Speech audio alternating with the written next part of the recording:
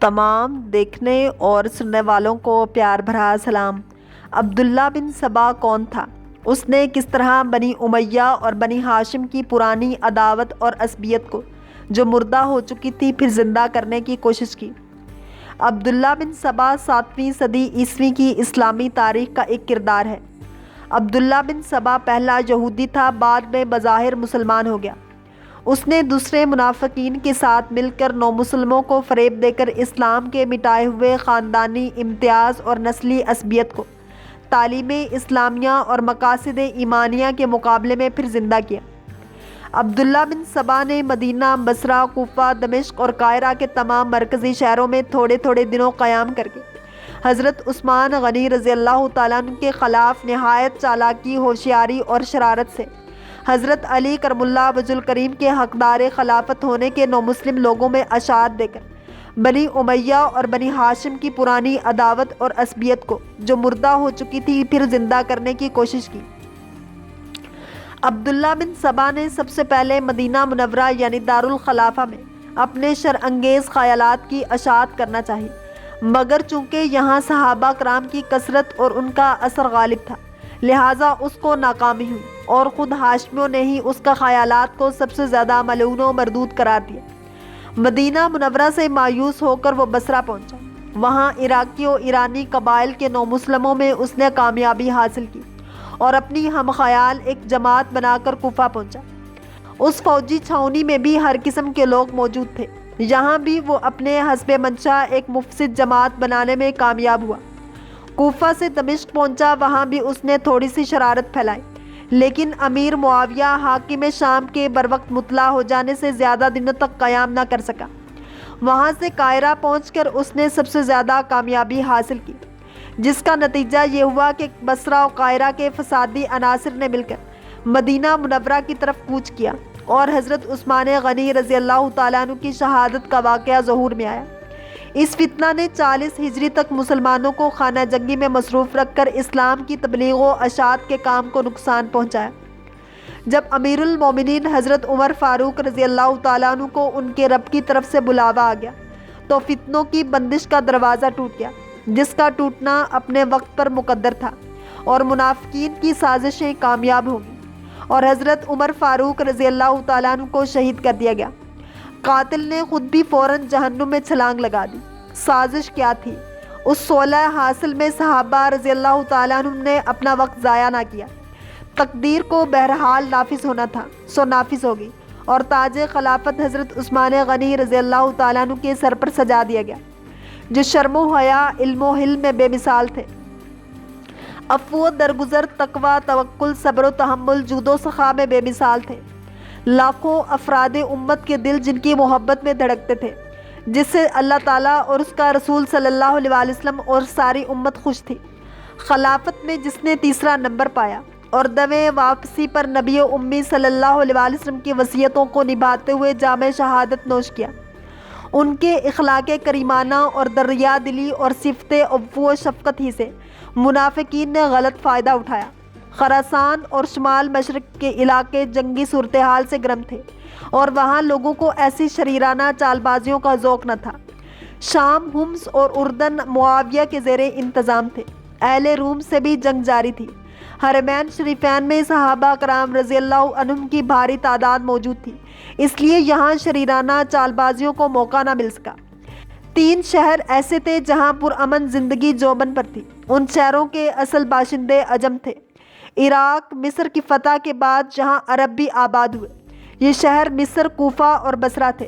ان 3 شہروں کے پرامن ماحول میں منافقین اپنی شریرانہ حرکتوں کا بیج بونے اور اپنی فتنہ پرداز کارروائیوں کو پروان چڑھانے اور اپنے گروپ فعال بنانے میں کامیاب ہو گئے۔ ان 3 شہروں میں حضرت عثمان غنی رضی اللہ تعالیٰ عنہ کے عاملین حسب ذیل تھے۔ کوفہ میں حضرت سعد بن ابی وقاص، ان کے بعد ولید بن عقبہ، ان کے بعد سعید بن العاص اور پھر حضرت ابو موسیٰ اشعری رضی اللہ تعالیٰ عنہم تھے۔ بصرہ میں ابو موسیٰ اشعری، ان کے بعد عبداللہ بن عامر، مصر میں عمر بن عاص اور اس کے بعد عبداللہ بن ابی سرح تھے۔ خلافت عثمانی کے 12 سالہ دور خلافت میں ان عاملین کے خلاف ان شہروں کی عوام میں سے کسی ایک فرد کی کوئی ایک شکایت بھی تاریخ کی کتابوں میں دستیاب نہیں ہے۔ لیکن فتنہ پردازوں کا گروہ شرار شور مچا رہا ہے کہ بیت المال اپنے رشتہ داروں میں لٹا دیا گیا، سرکاری عہدے اپنے رشتہ داروں میں تقسیم کر دیے گئے، نو عمر اور ناتجربہ کار رشتہ داروں کو عہدوں پر فائز کر دیا گیا، کبار صحابہ رضی اللہ عنہم کو عہدوں سے برطرف کر دیا گیا۔ یہ شور آج 15ویں صدی بعد بھی اسی طرح سنا اور سنایا جا رہا ہے جس طرح آج سے 15 صدی پہلے فتنہ بازوں کے گروہ شرار نے شور مچا مچا کر لوگوں کو سنایا تھا۔ لیکن حقائق کی دنیا میں عملاً ان گھناؤنی الزامات میں سے کسی ایک الزام کا بھی قطعاً کوئی وجود نہیں ہے۔ خاتم الانبیاء صلی اللہ علیہ وآلہ وسلم نے خلیفہ ثالث حضرت عثمان رضی اللہ تعالیٰ عنہ کو یہ خصوصی ہدایت فرمائی تھی کہ اس فتنہ کا مقابلہ صبر سے کرنا۔ یہ صبائی خفیہ تحریک کا ہیڈ کوارٹر تھا، لیکن کوفہ میں اس کے اثرات کم نہ تھے۔ اشتر نخعی، ابن الحنکہ، جندم ساسا، قمیل، عمیر بن زابی اس تحریک کے سرپرست تھے۔ سعید بن العاص گورنر کوفہ ان پر کڑی نظر رکھتے تھے۔ اس کی شکایت لے کر ایک وفد خلیفہ کے پاس جا پہنچا، کبھی کوئی شکایت اور کبھی کوئی، بالآخر ان کو معزول کروا کر دم لیا۔ بصرہ میں خلافت فاروقی میں حضرت موسیٰ اشعری رضی اللہ تعالیٰ عنہ گورنر تھے۔ خلافت فاروقی کے آخری ایام میں وہاں ایک جماعت ان کی مخالف ہوگی اور وہ ان کی شکایت دربار خلافت میں پہنچاتی رہی، لیکن حضرت عمر فاروق رضی اللہ تعالیٰ عنہ نے اپنے حسن تدبر سے ان کی سازش کو کامیاب نہ ہونے دیا۔ خلافت عثمانی میں لوگوں نے شدت سے ان کی معزولی کا مطالبہ کیا، چنانچہ ان کو معزول کر کے عبداللہ بن عامر رضی اللہ تعالیٰ عنہ کو گورنر بصرہ بنا دیا گیا۔ ایک روز گورنر کو پتہ چلا کہ ایک آدمی آیا ہے اور خلافت اسلامیہ کے خلاف لوگوں کو ابھارتا ہے۔ تحقیق کرنے پر پتہ چلا کہ وہ عبداللہ بن سبا ہے جو یمن سے آیا ہوا نو مسلم ہے۔ اس نو وارد کو گورنر بصرہ عبداللہ بن عامر نے فرمایا کہ آپ یہاں نہیں رہ سکتے۔ پھر یہ بصرہ سے کوفہ چلا گیا اور اسے مرکز بنا کر ریشہ دوانیوں میں مصروف ہو گیا۔ اسے کوفہ میں فضا سازگار نظر آئی۔ کوفہ حضرت عمر فاروق رضی اللہ تعالیٰ عنہ کے دور خلافت میں بسایا گیا تھا اور مجاہدین کی یہ ایک چھاؤنی کی شکل اختیار کر گیا۔ فتوحات فاروقی میں بہت سے علاقوں کے نو مسلم موجود تھے جنہوں نے کوفہ میں ہی رہائش اختیار کر لی۔ کوفہ کے لوگ راسخ العقیدہ نہ تھے، ابھی اسلام کی عظمت ان پر پوری طرح ان کے دلوں میں نہ سما سکی۔ کلمہ پڑھ لینے کے باوجود یہ لوگ وطن پرستی، لسانیت اور قومیت پرستی کے دلدادہ تھے۔ عبداللہ ابن سبا منافق کو ایسے ہی لوگوں کی ضرورت تھی جو اسے یہاں میسر آئے، لہٰذا کوفہ، بصرہ اور مصر سے اس نے اپنی خفیہ زمینی تحریک کا آغاز کیا اور بالآخر شہادت عثمان اور شہادت حضرت عمر فاروق رضی اللہ تعالیٰ عنہ، جنگ جمل، جنگ صفین، جنگ نہروان اور حادثہ کربلا اسی سازش کے طور پر رونما ہوئے۔ ان تمام حادثات و سانحات میں ابن سبا یہودی کی سازشی کار فرما نظر آتی ہے۔ 35 ہجری کے قریب یہ حضرت عثمان رضی اللہ تعالیٰ عنہ کے خلاف ایک باقاعدہ اور منظم تحریک بنانے میں کامیاب ہوا۔ عبداللہ بن سبا اور اس کے حامیوں کی کوششوں سے مفسدین کی ایک جماعت ملک میں تیزی سے پھیل گئی۔ ہر علاقے کے مفسدین کا نقطۂ نظر الگ الگ تھا۔ اہل کوفہ حضرت زبیر رضی اللہ تعالیٰ عنہ پر نگاہ جمائے ہوئے تھے، اہل بصرہ حضرت طلحہ رضی اللہ تعالیٰ عنہ کو پسند کرتے تھے، اور اہل مصر حضرت علی کرم اللہ وجہ الکریم کے ساتھ امیدیں باندھے ہوئے تھے، اور عراق کے لوگوں کی ایک جماعت قریش کے تمام افراد سے بغض و عداوت رکھتی تھی۔ عبداللہ ابن سبا نے اپنی حکمت عملی سے کام لے کر سب کو مخالفت حضرت عثمان رضی اللہ تعالیٰ عنہ میں متحد کر دیا، اور سب ایک ہی نعرہ لگانے لگے کہ ہم عثمان رضی اللہ تعالیٰ عنہ کی معزولی چاہتے ہیں۔ اب تمام مختلف خیال لوگوں کو ایک پلیٹ فارم پر ابن سبا متحد کرنے میں کیوں کر کامیاب ہوا اور اس کی کامیابی کے کیا اسباب تھے۔ ابن سبا کی تحریک کے وقت اسلام کے خلاف مشرکین، یہودی، عیسائی اور منافقین کی تحریکیں کام کر رہی تھیں، اس لیے ابن سبا کو زیادہ محنت نہ کرنی پڑی۔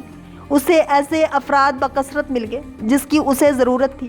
ان تمام تحریکوں میں جو کہ اسلام دشمنی میں ایک دوسرے کے معاون تھی، مختلف لوگوں کو اسلام کے خلاف متحد کرنا کوئی مشکل کام نہ تھا۔ یہ خود یمن کا یہودی تھا۔ مدینہ اور خیبر سے یہود کی جزیرۃ العرب سے جلا وطنی کا انتقام نے اسے منافقت کا لبادہ اوڑھنے پر مجبور کیا تاکہ وہ مسلمانوں سے اپنی قوم یہود کی جلا وطنی کا انتقام لے سکے اور کسی نہ کسی طرح جزیرہ عرب میں یہودی سکونت اختیار کر سکیں۔ اس تحریک کی کامیابی کا دوسرا بڑا سبب مجوسیت تھی۔ اہل فارس کے مجوسی وہ بھی اہل عرب کے غلبہ کو نہ برداشت کر سکے اور اسلام کے دشمن ہو گئے۔ بظاہر کلمہ بھی پڑھ لیا لیکن قومیت اور لسانیت کی لعنت سے نہ نکل سکے اور ابن سبا کی تحریک کا آسانی سے حصہ بن گئے۔ اسی طرح ایرانی بھی خلافت اسلامیہ کے دشمن بن گئے۔ عام عرب قبائل میں مشرکین اور عیسائی شامل تھے، یہ بھی اسلام کے سخت دشمن بن گئے اور یہ تمام قبائل بھی آسانی سے اسلام دشمنی کی وجہ سے ابن سبا کی تحریک کا حصہ بن گئے۔ یوں حالات کی موافقت کی وجہ سے زمین ان فتنوں کی زرخیزی کے لیے سازگار بنتی گئی اور اس کی تحریک بڑی کامیابی سے ہمکنار ہو۔ حضرت امام حسن علیہ السلام نے 41 ہجری میں اس تفرق و تشدد کے بد نتائج محسوس کر کے عبداللہ بن سبا اور اس کے ساتھیوں کا پیدا کردہ فتنہ کا بڑی ہمت و بہادری سے خاتمہ کیا اور امت مسلمہ پھر سے ایک مرکز سے وابستہ ہو گئی۔ عبداللہ بن سبا کے متعلق یہ بھی کہا جاتا ہے کہ یہ ایک شخص تھا جس نے حضرت علی کرم اللہ وجہ الکریم کی خدائی کا دعویٰ کیا، جس پر حضرت علی کرم اللہ وجہ الکریم نے اسے زندہ جلا دیا۔ واللہ تعالی عالم ورسولہ عالم۔ اللہ کریم ہم سب کو دین اسلام کی پیروی کرنے والا اور عشق مصطفیٰ صلی اللہ علیہ وآلہ وسلم نصیب فرمائے۔ اگر آپ کو یہ ویڈیو پسند آئی ہے تو لائک، شیئر اور سبسکرائب کرنا مت بھولیے تاکہ ایسی ہی اسلامک انفارمیٹیو ویڈیوز آپ تک پہنچتی رہیں۔